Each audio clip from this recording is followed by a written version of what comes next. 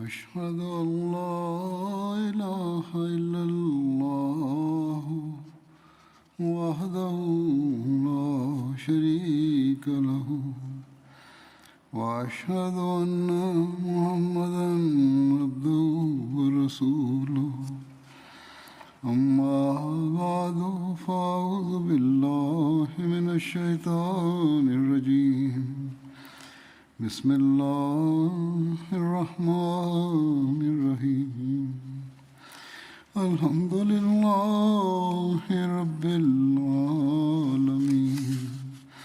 الرحمن الرحيم مالك يوم الدين إياك نعبد وإياك نستعين اهدنا الصراط المستقيم صراط الذين أنعمت عليهم غير المغضوب عليهم ولا الضالين. In der Geschichte wird über den Sieg über Mekka ein Traum von Hazrat Abu Bakr radhiyallahu anhu erwähnt. Es wird gesagt, dass Hazrat Abu Bakr zum heiligen Propheten sallam ging und seinen Traum erzählte und dabei sagte: O Prophet Allahs, mir wurde ein Traum gezeigt und in diesem Traum habe ich Sie gesehen, dass Sie in der Nähe von Mekka sind. Eine Hündin kommt bellend zu uns. Als wir ihr in der Nähe kommen, legt sie sich auf den Rücken und es wird ihr Milch gegeben. Daraufhin sagt der heilige Prophet sallam: Ihr Böse wird vergehen und der Erfolg wird kommen. Sie werden deine Verwandtschaft betrachten, zu dir Zuflucht suchen. Du wirst manche von ihnen treffen. Das war die Bedeutung des Traumes, die der heilige Prophet sallam erläuterte. Er sagte weiter: Wenn du Abu Sufyan siehst, dann sollst du ihn nicht töten. Die Muslime trafen daraufhin Abu Sufyan und Haqil bin Hizam in Maho Zahran an.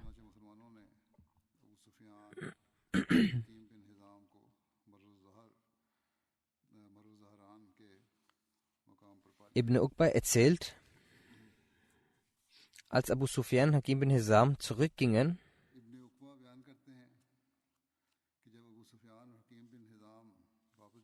sagte Abbas zum heiligen Propheten: O Prophet Allahs, ich fürchte mich um den Glauben von Abu Sufyan. Es wurde bereits erzählt, wie Abu Sufyan den Islam annahm und auch den Gehorsam des heiligen Propheten sich unterordnete und den Islam auch lobte.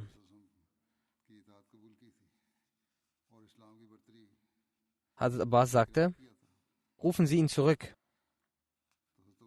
dass er den Islam versteht und die Scharen Allahs gemeinsam mit den heiligen Propheten zusammen gesehen hat. In einer weiteren Überlieferung sagt Ibn Shabr, als Abu Sufyan zurückkehren wollte, sagte Abu Bakr zum heiligen Propheten zusammen: O Prophet Allahs, wenn Sie mir über Abu Sufyan den Befehl geben, dann wird er noch auf dem Weg aufgehalten. In einer weiteren Überlieferung sagt Ibn Ishaq, als Abu Sufyan zurückkehren wollte, sagte der Prophet zu Abbas: Also halte ihn, Abu Sufyan, auf.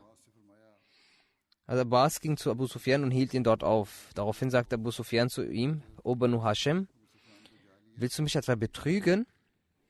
Also Abbas sagte zu ihm: Nein, die Anhänger des Propheten betrügen nicht. Gemäß einer weiteren Überlieferung sagte er: Nein, wir sind keine, die betrügen. Du sollst bis zum Morgen warten, bis du das Heer Allahs siehst und das Heer, welches Allah gegen die Götzendiener vorbereitet hat. Abbas hielt ihn in diesem Tal auf, bis der Morgen anbrach. Als das islamische Heer an Abu Sufyan vorbeiging, steht im Buch Subul Huda geschrieben,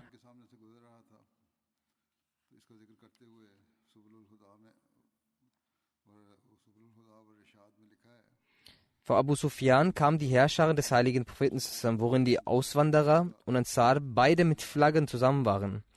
Jeder Stamm von den Ansar hatte eine Flagge, sie waren in Metall bedeckt. Das heißt, sie trugen alle Schutzausrüstungen. Man konnte nur ihre Augen sehen.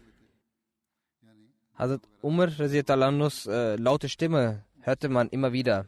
Der sagte, lauft leise, geht leise, damit ihr zusammen bleibt. Es heißt, dass in dieser Truppe ungefähr 1000 gerüstete Soldaten waren. Der heilige Prophet hatte seine Flagge Hazrat Sa'd bin Ubadah gegeben. Und er führte auch das Heer an. Als Hazrat Sa'd zu Abu Sufyan ankam, sagte er zu Abu Sufyan, der heutige Tag ist der Tag des Blutvergießens. Heute wird erlaubt sein, das Verbotene zu tun. Und die Quraysh werden am heutigen Tage zugrunde gehen. Abu Sufyan sagte zu Abbas, O Abbas, am heutigen Tag möchte ich, dass du mich beschützt.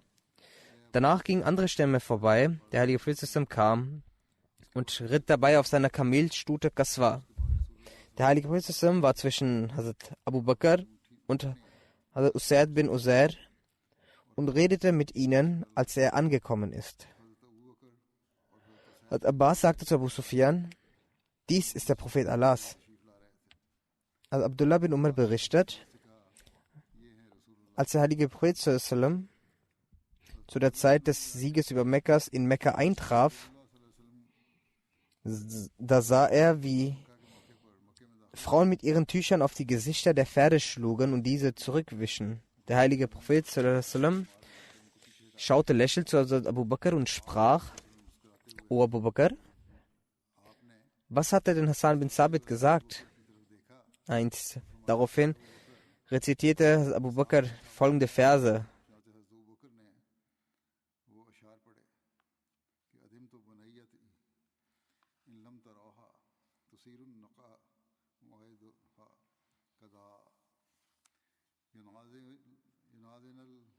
Ich werde meine geliebte Tochter verlieren, wenn ihr solche Armeen seht, die Staub aufwirbeln, deren Zielort der Berg Geda ist. Es sind schnell galoppierende Pferde und die Frauen schlagen ihre Tücher auf sie. Daraufhin sagte der Prophet: Lasst von dort in die Stadt eintreten, die Hassan genannt hat, nämlich vom Ort Geda. Geda ist ein anderer Name für Arafat. Es ist ein Gebirgspfad, der von außerhalb Mekkas in die Stadt führt. Zu der Zeit des Sieges über Mekka ist der heilige Prophet genau von diesem Weg in Mekka angekommen. Als der heilige Prophet beim Sieg über Mekka den Frieden verkündet hatte, sprach Hazrat Abu Bakr zum Propheten: O Prophet Allahs, Abu Sufyan gefällt der Respekt und die Ehre. Daraufhin sagte der Prophet: Jener, der sich im Hause von Abu Sufyan befindet, wird ebenfalls in Frieden erhalten. Nachdem Mekka erobert wurde, gab der Prophet den Befehl über die Götze Hubal, dass er gestürzt werden soll, und er stand neben ihm. Daraufhin sagte Zubair bin Awam zu Abu Sufyan: O Abu Sufyan, Hubal wurde zerstört, obwohl du am Tag der Schlacht von Uhud voller Stolz ihn gepriesen hast und also verkündest, dass er euch die Huld gewährt hat. Abu Sufyan antwortete darauf: O Sohn von Awam, lass diese Dinge nun gehen, denn ich weiß nun, dass wenn es einen Gott außer dem des heiligen Propheten geben würde, dann hätte sich das heute nicht so zugetragen. Anschließend setzte sich der heilige Prophet an einer Seite der Kaaba und die Leute waren um ihn herum versammelt. Abu Huraira berichtet, dass der heilige Prophet am Tag des Sieges über Mekkas stand und Abu Bakr stand mit einem Schwert für seinen Schutz an seiner Seite. Über die Schlacht von Hunain wird Folgendes berichtet. Die Schlacht von Hunain wird auch die Schlacht von Hawazin oder auch die Schlacht von Ottas genannt. Hunain ist ein Tal zwischen Mekka und Taif und ist von Mekka ca. 30 Kilometer entfernt. Die Schlacht von Hunain wurde im Monat Schawwal im 8. Jahr nach der Hijra, nach dem Sieg über Mekka, ausgetragen. Es wird berichtet, dass als Allah dass als Allah den Sieg über Mekka in der Hand seines Propheten einleitete, trafen sich die Oberhäupter von Haswan und Saqif. Sie waren in Furcht und dachten, dass sie nun ebenfalls gegen den Propheten zusammen kämpfen müssen. Malik bin Auf Nasri versammelte alle Stämme Arabiens. Sodann versammelten sich bei ihm neben den Hawazin die Banu Saqif, Banu Nasr, Banu Jum, Saad bin Bakr und einige Leute aus den Banu Hilal. Sie alle versammelten sich an dem Ort Ordas. Ordas ist ein Ort in der Nähe von Hunain. Malik bin Auf sandte seine Spione aus, damit sie Informationen über den heiligen Propheten zusammensammeln. Als der heilige Prophet davon erfuhr, dass sie sich versammelt haben, sandte er aus seinen Gefährten Hazrat Abdullah bin Abu Aslami zu ihnen, damit er über sie weitere Nachrichten herausfinden. Anschließend entschied der heilige Prophet gegen die Hawazin aufzubrechen und lief für das Gefecht von Safwan bin Umayyah und seinem Cousin Nawfal bin Hadis Waffen aus. Der heilige Prophet ist mit einer Streitkraft von 12.000 Mann für den Kampf gegen die Banu Hawazin aufgebrochen und ist am nächsten Morgen in Hunain angekommen. Das Heer der Ungläubigen verbarg sich schon vorher in den Schluchten und attackierte die Muslime plötzlich und schoss Pfeile auf sie in einer solch großen Anzahl, dass die Muslime umkehrten und sich verstreuten, sodass nur noch einige wenige Gefährten, darunter auch Abu Bakr, beim Propheten zusammen blieben. Abu Sa'd berichtet, dass ein Mann zu Bara sagte: Am Tage von Hunain habt ihr den Rücken gekehrt. Er antwortete: Ich kann über den Propheten zusammen schwören, dass er nicht den Rücken gezeigt hat. Dass er nicht den Rücken kehrte, doch überhastete und unbewaffnete Männer sind zum Stamm Banu Hawazin gegangen und diese schossen so viele Pfeile, als würde es stürmen. In solch einer Situation sind Hazrat Abu Bakr und Hazrat Abu Bakr standhaft beim heiligen Propheten sallallahu geblieben. Und aus der Ahle Bayt waren außerdem Hazrat Ali, Hazrat Abbas, Hazrat Abu Sufyan bin Haris und sein Sohn Fazl bin Abbas, Rabia bin Haris und Usama bin Zaid mit dem Propheten zusammen geblieben. Hat Abu Qatada erwähnt, als zur Zeit von Hunain sah ich von den Muslimen eine Person, die gegen einen Götzendiener kämpfte. Und ein weiterer Götzendiener versuchte von hinten durch Betrug ihn anzugreifen und ihn zu töten. Ich eilte zum Muslim zur Hilfe, um ihn vom Hinterhalt des Ungläubigen zu schützen. Er streckte seine Hand, um mich zu attackieren, doch ich schlug auf seine Hand und die Hand trennte sich ab. Dann packte er mich und fesselte mich, bis ich nicht mehr konnte. Dann ließ er mich los. Er wurde müde, daraufhin schubste ich ihn und tötete ihn. Die Muslime erlitten eine Niederlage auf der einen Seite und rannten davon. Auch ich rannte mit ihnen davon. Es ist gesagt, die Menschen versammelten sich um den heiligen Propheten zusammen. Und der Prophet zusammen sagte: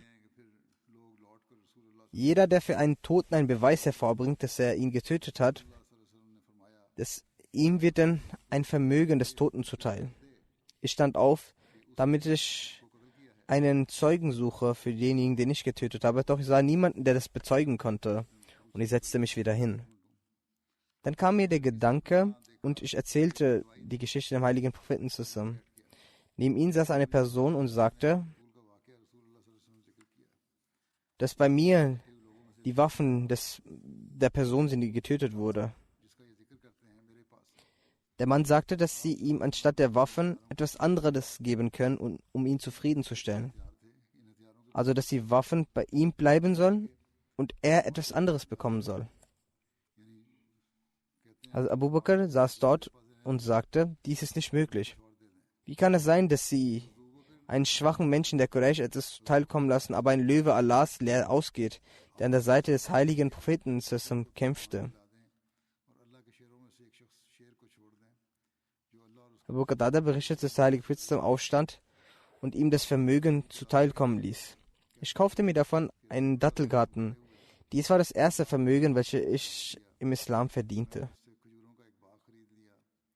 Also Muslim Maud erzählt, schaut, aus der Geschichte erfahren wir, dass in der Schlacht von Hunain, als die Ungläubigen Mekkas sich dem islamischen Heer anschlossen und sagten, dass wir heute unsere Tapferkeit beweisen werden und dem Angriff von Banu Saqif nicht standhielten, sondern flohen, kam ein solcher Moment, in dem neben dem heiligen Frieden zusammen nur noch 12 Gefährten übrig blieben. Im islamischen Heer, welches 10.000 Mann umfasste, brach Chaos aus. Die Bogenschützen der Ungläubigen, welche sich links und rechts auf den Bergen positioniert hatten, schossen unermüdlich auf die Muslime. Doch auch in solch einer Zeit wollte der Prophet nicht zurückschrecken, sondern voranschreiten. Abu Bakr fasste aus Sorge die Leine vom Kamel und sagte: O Prophet Allahs, mein Leben sei für Sie geopfert. Dies ist nicht der Moment, um voranzuschreiten. Wenn sich das Heer der Muslime gesammelt hat, werden wir wieder voranschreiten. Doch der Prophet sagte mit leidenschaftlichem Ton: Lass die Leine los, damit das Tier schneller voranschreiten kann. Dabei rezitierte er folgende Strophen. Also ich bin der Prophet, dessen Schutz ein ewiges Versprechen ist. Ich bin kein Lügner. Deshalb ist es mir egal, ob ihr 3.000 oder 30.000 Bogenschützen seid. Das ist mir egal. Und oh, ihr Götzendiener, schaut meine Tapferkeit. Und er trachtet mich aufgrund meiner Tapferkeit nicht als Gott. Ich bin ein Mensch und der Sohn eures Führers Abdul Muttalib, also der Enkel.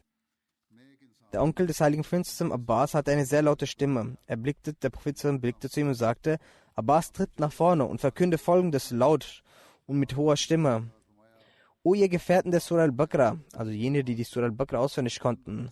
Und o ihr, die am Tag von Hudaybiyah unter dem Baum Treue gelobt habt. Der Gesandte Gottes ruft euch. Ein Gefährte sagte, dass ihre Pferde flüchteten, als die vordere Gruppe der 9 Muslime Mekkas nach hinten gedrängt wurde.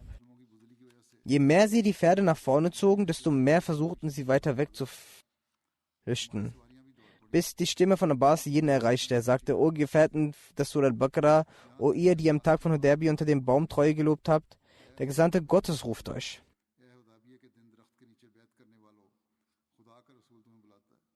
Er sagt: Als ich die Stimme in meinen Ohren erreichte, dachte ich, dass ich viel mehr den Toten als den Lebenden angehöre und das Horn von Israfil zu hören sei. Ich zog am Sattel meines Kamels und sein Kopf stieß an seinen Rücken.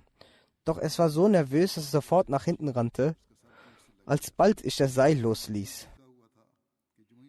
Daraufhin zog ich und ein paar andere Gefährten ihre Schwerter und manche sprangen sogar von ihren Kamelen und köpften ihre Kamele und alle rannten zum heiligen Propheten zusammen.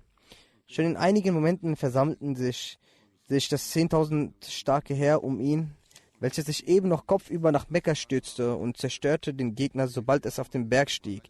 Diese drohende Niederlage wandelte sich in einen großartigen Sieg um. Über die Schlacht von Taif wird Folgendes berichtet. Taif ist eine berühmte Stadt, 90 Kilometer östlich von Mekka. Es ist eine bergige Stadt des Hijaz-Gebietes. Hier gab es sehr viele Trauben und die Banu Saqif waren hier ansässig. Die Hasen und Saqif flüchteten nach ihrer Niederlage zusammen mit ihrem Anführer Malik bin Auf Nasri nach Taif. Dort schlossen sie sich in eine Burg ein. Als der heilige Prophet die Schlacht von Hunain abgeschlossen hatte und die Kriegsbeute in Jirana versammelte und verteilte, ging er im selben Monat, also Schawal des 8. Jahres noch, nach der Hijra nach Taif. Jirana ist ein Brunnen auf dem Weg von Mekka nach Taif und ist 27 Kilometer von Mekka entfernt. Es gibt verschiedene Überlieferungen dafür, wie lange der Prophet Taif belagerte. Es gibt sehr viele Überlieferungen. Einige sagen, dass es mehr als 10 waren Nächte.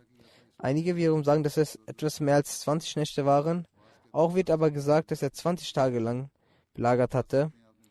In einer Überlieferung heißt es sogar, dass er ca. 30 Nächte lang die Ahle Taif umzingelte. Ibn Sham sagt, dass es auch gesagt wird, dass es 17 Tage waren.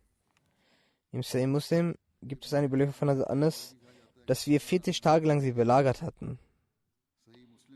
Als der Prophet in Taif das Volk Saqif umzingelte, sagte er zu Abu Bakr: O Abu Bakr, ich sah in einem Traum, dass mir Butter in einer Schüssel angeboten wurde. Doch ein Hahn pickte hinein und verschüttete alles, was in der Schüssel war. Abu Bakr sagte: O Prophet Allahs, ich denke nicht, dass ihr euer Ziel bezüglich des Gegners heute erreichen werdet. Der Heilige Prophet dann wiederum sagte: Auch ich sehe das genauso. Nach einer kurzen Zeit sagte Hazrat Umar, radiallahu anhu: Soll ich unter den Leuten verkünden, dass wir aufbrechen? Der Heilige Prophet sagte: Ja, wieso denn nicht? Hazrat Umar verkündete dann den Rückzug. Der Schlacht von Tabuk fand im 9. Jahr nach der Hijra im Monat Rajab statt. Darüber wird gesagt: Tabuk liegt auf dem Weg von Medina nach Syrien, welcher ein Handelsweg für die Karawanen war. Es ist eine Stadt zwischen dem Tal von Al-Qara und Syrien. Auch wird die Stadt der Ashabul Eka bezeichnet, zu welchem Hazrat Shu'aib a.s. entsandt wurde. Abu Bakr radiallahu anhu war bei der Schlacht von Tabuk beim heiligen Propheten sallallahu. Und der heilige Prophet gab die größte Flagge der Muslime bei der Schlacht von Tabuk ihm. Der Wert seines ganzen Hab und Gutes, welches Abu Bakr bei dieser Schlacht spendete, beläuft sich auf 4000 Dirham. Der heilige Prophet, als er die Gefährten dazu aufrief, sich für die Schlacht von Tabuk vorzubereiten, schickte er auch Botschaften nach Mekka und an andere Stämme, dass sie auch sich beteiligen sollten. Der heilige Prophet wies die Führer an, auf dem Wege Allahs zu spenden und Reittiere zur Verfügung zu stellen. Er verordnete ihnen dies also deutlich an, und dies war auch der letzte Feldzug des heiligen Propheten. Zu diesem Anlass war der erste, der eine Spende darbrachte, war Abu Bakr radiallahu anhu.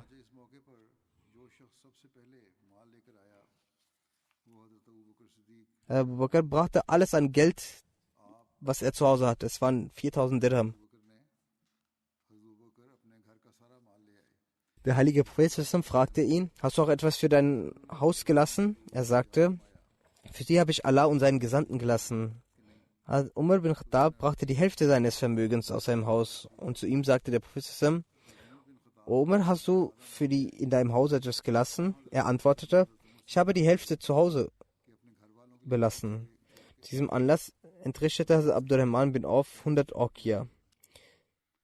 Das entspricht etwa ca. 4000 Dirham. Dann sagte der heilige Prophet: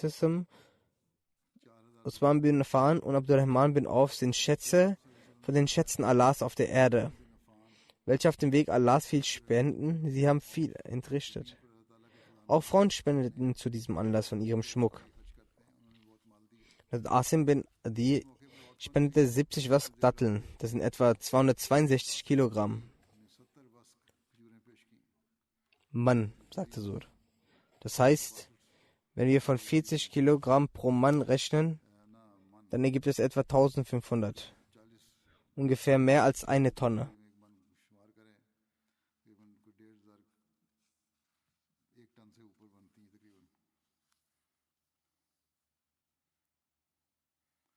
Zaid bin Aslam berichtet von seinem Vater, dass ich Umar bin Khattab dies sagen hörte,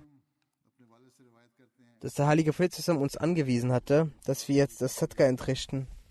Und zu diesem Zeitpunkt hatte ich ein Vermögen. Und ich dachte, am heutigen Tag werde ich Abu Bakr überholen, wenn ich es schon bis jetzt nicht geschafft habe, ihn zu überholen oder besser als er zu sein. Er erzählt, dass ich mein halbes Gut darbrachte, woraufhin der heilige Prophet fragte: Was hast du für deine in deinem Hause dagelassen? Also Umar antwortete: Die gleiche Menge, so viel wie ich dargebracht habe. So viel habe ich für meinen Haushalt belassen. Dann brachte Abu Bakr alles, was er bei sich hatte. Der heilige Prophet sagt darauf: O Abu Bakr, was hast du zu Hause für deine Familie gelassen? Er antwortete: Ich habe in meinem Haus Allah und seinen Gesandten für sie zurückgelassen. Hat Umar erzählt, dass er sagte: Bei Allah, ich werde ihn nie und bei keiner Sache übertreffen können. Der verheißene Messias sagt: Es gab die eine Zeit, zu der die Leute für den göttlichen Glauben ihre Leben wie Schaf und Ziege opferten.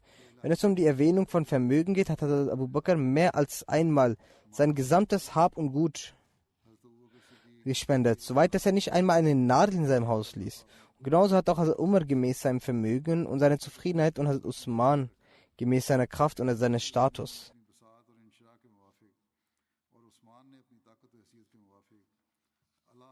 Dementsprechend waren alle Gefährten bereit, auf diesem göttlichen Glauben ihre Leben und Güter zu opfern.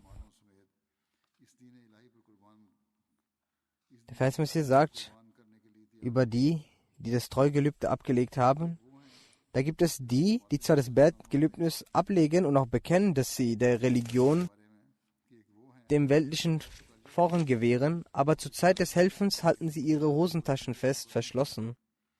Kann niemand mit solch einer Liebe zur Welt irgendein religiöses Ziel erreichen? Kann die Existenz solcher Person irgendeinen Gewinn bringen? Auf gar keinen Fall. Allah sagt,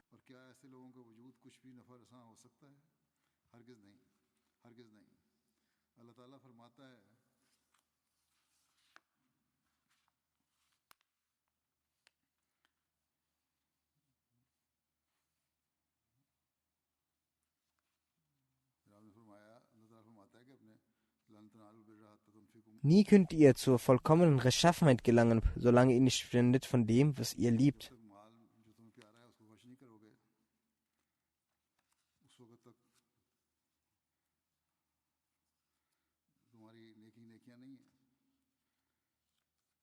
Hazrat Abdullah bin Masud überliefert ein Ereignis, in dem Hazrat Abu Bakr und der heiligen Prophet zusammen einen Gefährten beigesetzt haben.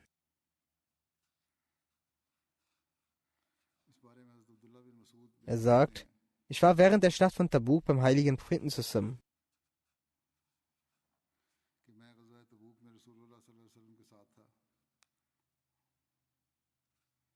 Als ich auf einmal mitten in der Nacht aufwachte und abseits der Armee ein Feuerlicht sah, ich ging daraufhin zu diesem Feuerlicht und wollte wissen, was das ist. Und was sah ich?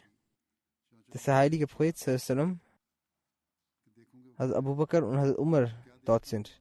Und ich sah, dass Abdullah Dhul Dujadin verstorben war. Diese Männer hatten sein Grab schon ausgegraben. Der heilige Prophet befand sich im Grab, während Hazrat Abu Bakr und Hazrat Umar den Leichnam zu ihm herabließen. Und der heilige Prophet sagte, bringt euren Bruder zu mir näher. Demnach ließen die beiden den Leichnam von Abdullah Dujadin zum heiligen Prophet hinab. Als der heilige Prophet ihn ins Grab gelegt hatte, betete er folgendes: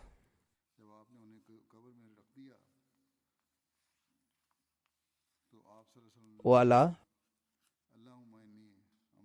ich habe den Abend in einem solchen Zustand verbracht, dass ich zufrieden mit ihm war. Erweise auch du ihm deine Zufriedenheit. Abdullah bin Masud berichtet, ich habe zu jedem Zeitpunkt den Wunsch gehabt, das könnte doch nur ich, die Person sein, die in diesem Grab liegt. Abdullah Zuljaden kam aus dem Stamm Banu Muzannab. Über ihn heißt es, dass er noch ziemlich jung war, als sein Vater starb. Er bekam nichts von seinem Erbe. Sein Onkel väterlicherseits war sehr wohlhabend. Dieser Onkel zog ihn so weit auf, bis er selbst wohlhabend wurde. Nach der Eroberung von Mekka nahm er den Islam an. Sein Onkel nahm ihm daraufhin alles weg. Er ging so weit, dass er ihm sogar seinen Lendenschutz entriss. Dann kam seine Mutter und sie riss ihr Tuch und schnitt es in 2 Stücke.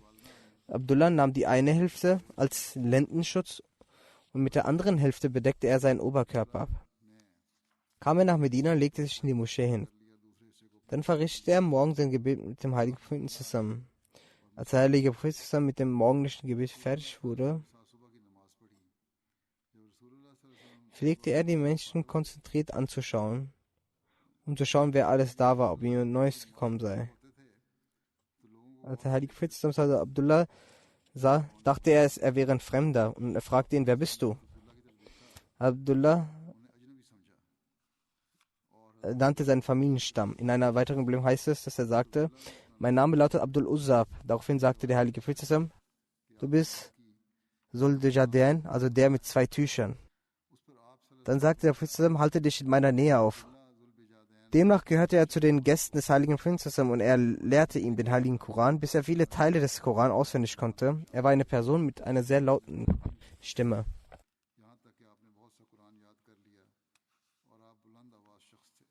Über den Vorsitz von Abu Bakr während des Hajj heißt es, dass der heilige Prophet im 9. Jahr der Hijra als Abu Bakr zum Amir des Hajj ernannt hat und ihn nach Mekka entsandte.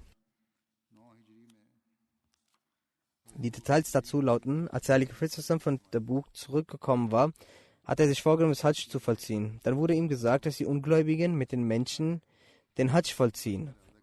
Dort werden auch die Ungläubigen sein und diese sagen auch die Wörter des Unglaubens, des Schirk. Und sie umrunden die Khanakaba im nackten Körper. Als der heilige Prophet dies hörte, änderte er sein Vorhaben zur Hajj und er sandte Abu Bakr als Amir des Hajj. Also Abu Bakr Siddiq ist mit 300 Gefährten von Medina gezogen. Der heilige Prophet hat mit ihnen 20 Opfertiere geschickt. Diese Tiere hat der Prophet selbst als ein Zeichen der Opferung 20 Halsketten umgelegt und markiert. Abu Bakr nahm selbst 5 Opfertiere mit.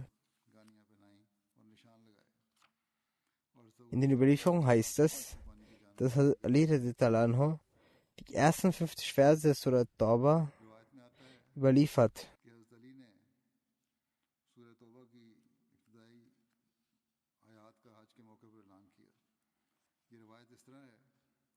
In der Überlieferung heißt es, als die Surah Barat, die Surah Tauba dem heiligen Propheten offenbart wurde, hatte der heilige Prophet nach Abu Bakr bereits als Amir der Hajj entsandt. Es wurde dem heiligen Propheten gebeten, O Prophet Allahs, sollten diese Surah mit Abu Bakr senden, damit er diese dort verkünden und vortragen kann. Der heilige Prophet sagte, keiner aus der Ahle Bert kann diese Aufgabe außer mir ausführen. Dann ließ er Ali rufen und sagte ihm, das, was zu Beginn der Surah Tauba erwähnt wurde, nimm dieses bitte mit. Und am Tag der Opferung in Mina, wenn die Menschen versammelt sein werden, so verkünde dort, dass kein Ungläubiger in das Paradies eintreten wird. Und nach diesem Jahr wird keinem Ungläubigen mehr gestattet sein, das Hajj zu vollziehen. Und noch wird jemand die Erlaubnis haben, mit entblößtem Körper das Hajj zu machen. Ferner wird das Bündnis, welches der heilige Prophet mit jemandem eingegangen ist, bis zum Ende hin erfüllt werden. Ali bin Abu Talib bestieg das Kamel Asba des heiligen Propheten und ist losgeritten. Unterwegs traf er Abu Bakr. Beide trafen sich im Arsch oder dem Tal Sejman. Arsch ist ein Tal zwischen Mekka und Medina im Weg, wo die Karawanen rasteten. Und Sejman ist ein Ort auf dem Weg Richtung Medina in der Nähe von Mekka, welches etwa 50 Kilometer östlich von Mekka liegt. Als Abu Bakr Ali auf dem Weg sah, sagte er zu ihm, wurdest du zum Amir ernannt oder bist du unter mir geordnet? Abu Bakr wollte dies sofort klären. Das ist ein so hoher Maß an Demut. Der heilige Prophet hat sie entsandt, werden sie mein Amir sein oder unter mir arbeiten? Also Ali sagte, ich werde unter ihnen untergeordnet sein. Dann haben sich beide auf den Weg gemacht. Abu Bakr beaufsichtigte die Menschen während der Hajj. In diesem Jahr hatten die Araber an den Stellen ihrer Lager aufgeschlagen, wo sie in der Zeit der Ungewissheit Halt machten. Als der Tag der Opferung gekommen war, stand Ali dann auf und verkündete den Menschen, das, wovor der heilige Prophet ihn entsandt hatte. Und er sagte, o ihr Menschen, im Paradies wird kein Ungläubiger eintreffen und kein Götzendiener wird mehr ab diesem Jahr das Hajj machen, die Pilgerfahrt führen oder sich mit entblößtem Körper hier die Umrundung machen. Und mit wem der Prophet zusammen ein Bündnis eingegangen ist, daran wird sich gehalten werden. Den Menschen gab er ab diesem Tag eine Frist von 4 Monaten, damit jedes Volk zu seinem Ort des Friedens in ihren Orten zurückkehren. Danach wird es für keinen Ungläubigen ein Bündnis oder eine Verantwortung geben, außer der Verantwortung von einem Bündnis, welches mit dem heiligen Propheten abgeschlossen wurde. Also jenes Bündnis, das in Zeit noch nicht abgelaufen ist. Außer diesen Verträgen wird es keinen weiteren Vertrag geben. Bis zur festgelegten Frist wird der Vertrag geachtet werden, der mit dem Propheten geschlossen wurde. Nach diesem Jahr hat kein Ungläubiger der Hajj vollzogen oder dann bloß die Kaaba umrundet. In der Überlieferung heißt es, dass Ali berichtet, dass Abu Bakr zum Ort Arafah kam. Er hielt eine Ansprache an die Leute. Als seine Rede zum Ende war, schaute er zu mir und sagte: O Ali, steh auf und überbringe den Menschen die Botschaft des heiligen Propheten. Ich stand auf und ich habe ihnen die 40 Verse der Surah Bara vorgetragen. Danach gingen beide, Hazrat Ali und Hazrat Abu Bakr, zum Propheten Sallam. Diese Erwähnung wird noch fortgeführt. Ich möchte nun eine Verstorbene erwähnen. Sie starb vor wenigen Tagen. Ich werde auch ihr Janaza-Gebet leiten. Die ehrenwerte Frau Abdul Latif Khurshid, die sich in Kanada befand, und die Ehefrau des verstorbenen Herrn Sheikh Khurshid Ahmad, Assistent-Editor des Al-Fazl Rabwa. Im Alter von 95 Jahren ist sie vor wenigen Tagen verstorben. Durch die Gnade Allahs war sie Musir gewesen.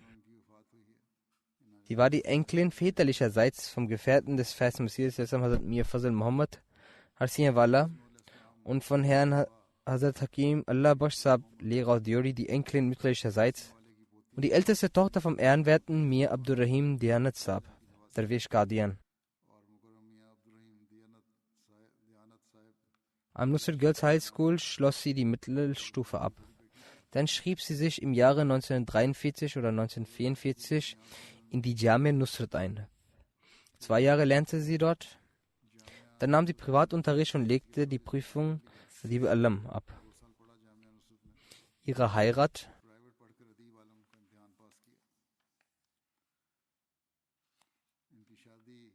fand mit Herr Sheikh Khurshid Ahmad, Assistant Editor Al-Fazl statt, wie ich bereits erwähnt habe, und die Nikah wurde vom zweiten Khalifen in der Mubarak-Moschee verlesen.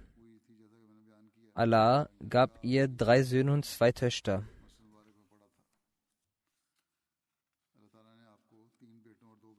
Sie war die Schwester von Herrn Abdul Basit Shahid Saab, der Murabbi der Jamaat, der sich heutzutage hier befindet.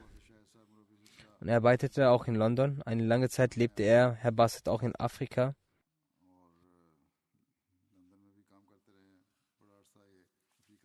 Auch einer ihrer Enkel, Qasim Khurshid, ist Murabbi in der Jamaat in Amerika. Es ist eine gut gebildete Familie. Eine ihrer Schwester ist auch Frau Amtul Barin Asra. Sie leistet auch große Dienste.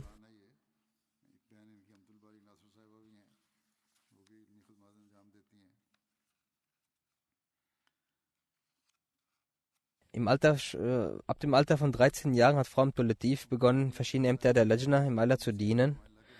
Und ihre Aktivitäten der Dienste belaufen sich auf über 70 Jahre. Sie erhielt die Möglichkeit, unter der Anweisung des zweiten Khalifen und Hazrat Umm-ul-Mu'minin Hazrat Sayyidah Nusrat Jahan Obhut und in der Aufsicht verschiedener Älteren arbeiten zu dürfen. Sie hatte die Möglichkeit, in Qadian zu dienen, und nach der Trennung der Länder hatte die Verstorbene durch Khalifatul dem vierten Hazrat Choti Appa die Möglichkeit, als Zuständige für die Einwanderinnen zu dienen. Zudem hatte sie die Möglichkeit, in verschiedenen Ämtern der Lajna zu dienen. Sie war eine lange Zeit Sekretärin Ishad. Die Redakteurin für das Misbah-Magazin war sie von 1979 bis 1986. Ab 1986 war ihr Wohnsitz in Kanada. Auch dort war sie im Dienst der Lajna Mail aktiv. In Tasdif Ishad hatte sie bei der Verschriftlichung der ersten 4 Teile der Geschichte der Lajna Maila, Al-Wasabi und Al-Azhar, die Möglichkeit, sehr viel beizutragen. Sie hatte die Möglichkeit, 44 Jahre mit Choti Appa zu dienen. Unter ihrer Führung und Aufsicht fand das erste Ijtima der Nasratul Ahmadiyya statt. Als Frau Abdul Latif Saiba Sekretärin Nasrat war, hat sie mit der Hilfe ihres Mannes Rahiman und andere Bücher bezüglich der Geschichte der Jamaat zusammengestellt. Ihr Sohn Lake Ahmed Khurshid sagt: Unsere verstorbene Mutter, hat im Hause allen Kindern eine wichtige Lehre beigebracht, dass wenn sich etwas gegen die Gemeinde hören oder gegen das Khilafat, so sollen sie es nicht hören. Und selbst wenn sie es in ihren Ohren hören, dann sollt ihr es niemals wiederholen und nicht zu Wort bringen, weil Allahs besondere Hilfe mit der Gemeinde und dem Khilafat sind. Und sie sagte, dass nach jeder Bedrängnis und Unheil erscheinen Allahs Zeichen zugunsten der Gemeinde. Deswegen schließt euch nicht unnötig diesem Unheil an. Dann wird geschrieben, dass sie ein lebendiger Teil der Geschichte der Gemeinde war. Sie war sehr aufgeschlossen, alle wohlwollend, fromm, hatte sehr viel Freude für den Dienst an der Menschheit und half freiwillig sehr vielen Migrantenfamilien sich einzuleben, die nach Kanada zogen. Dann schreibt eines ihrer Kinder: Unsere Mutter hat eine unbändige Liebe zum Khilafat. Sie erinnerte und empfahl uns jederzeit für den Khalif der Zeit zu beten. Die Gebete hielt sie regulär ein und verrichtete diese ordentlich. Freitags war wie ein Tag des Eid. Über die Liebe zum heiligen Koran sagt sie, sie lehrte unzähligen Kindern den Koran und bestand darauf, dass sie ihn mit der richtigen Aussprache rezitieren. Ihr Enkel, Waqas Khurshid, welcher Murabbi Silsila ist, sagt, sie lenkte stets unsere Aufmerksamkeit auf das Dua und unsere Bildung. Bezüglich der Geschichte der Jamaat lehrte sie den Kindern durch Erzählungen, damit sie auch gut erzogen werden.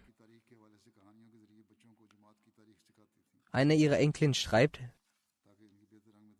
unsere Oma wurde mit 9 Enkeln gesegnet. Sie erzog nicht nur uns Mädchen dazu, dass wir zu Dienerin der Lajna Maila werden, sondern lehrte uns auch Manieren und das richtige Parda, den Haushalt, Gastfreundlichkeit, Nähen, Urdu lesen und schreiben. In all diesen Dingen war sie für uns eine Führungskraft.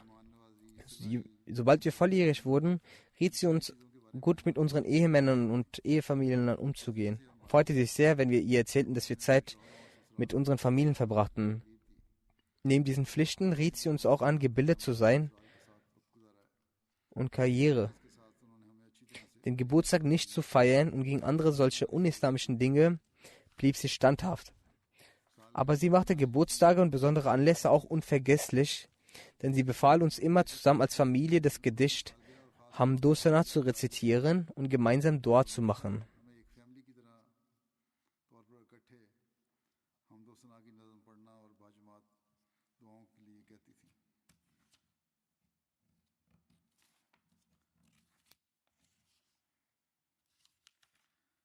Dann sagt sie,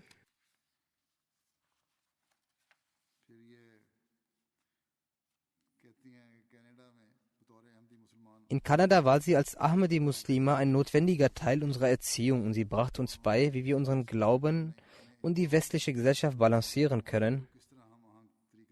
Dies ist also die Aufgabe von Müttern und Älteren, welche für den Schutz der nächsten Generation notwendig ist, nämlich wie sie die nächsten Generationen erziehen sollen. Sie muss in der Religion gelehrt werden und als auch darauf aufmerksam gemacht werden, sich dieser Gesellschaft lebend ohne jegliches Minderwertigkeitsgefühl anzupassen.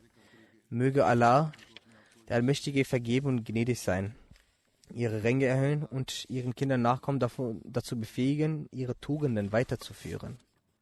Amin.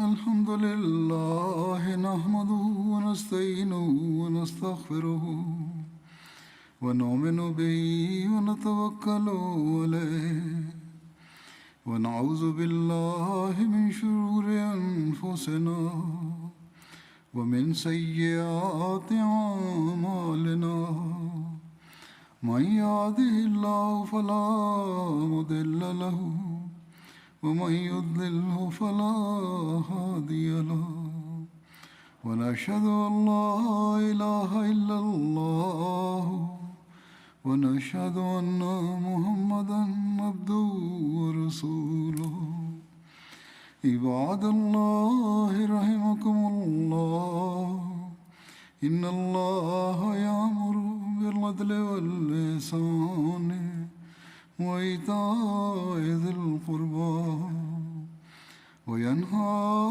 عن الفحشاء والمنكر والبغي يعظكم لعلكم تذكرون اذكروا الله يذكركم وادعوه يستجب لكم ولذكر الله أكبر